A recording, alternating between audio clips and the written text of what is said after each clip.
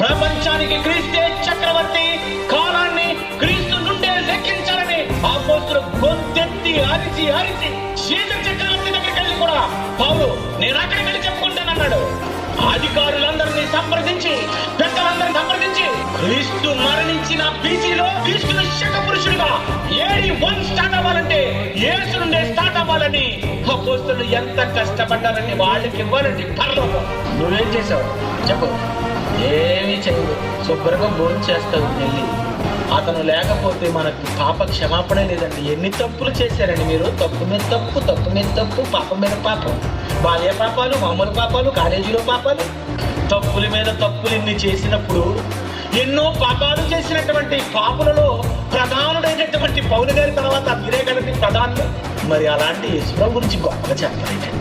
అతని గురించి రాసినది చదవరేటండి? అపోస్తలులు కష్టపడినట్టు కష్టపడరేటండి?